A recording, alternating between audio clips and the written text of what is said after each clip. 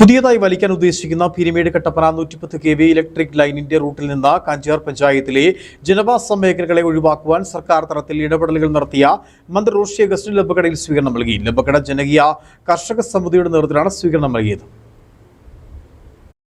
Peermade Kattappana 110 kV electric line കടന്നു പോകുന്നത് കാഞ്ചാർ പഞ്ചായത്തിലെ ജനവാസ മേഖലയിലൂടെയായിരുന്നു.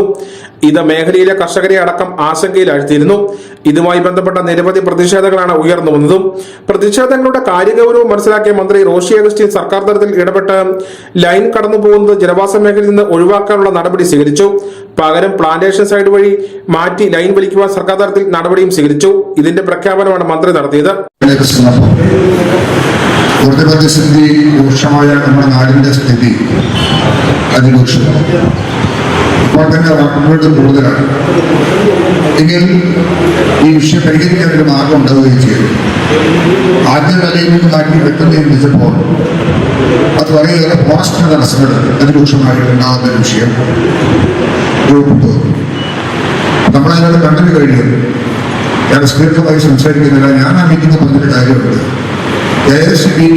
തുകയൽപ്പം കൂടുതൽ കൊടുക്കേണ്ടി വന്നെങ്കിലും കാഞ്ചാറിലെ ജനങ്ങളുടെ പ്രധാന ആവശ്യങ്ങളിൽ ഒന്ന് നിറവേറ്റിയതിൽ ജനകീയ കർഷക സമിതിയാണ് മന്ത്രി റോഷി അഗസ്റ്റിന് സ്വീകരണം നൽകിയത്.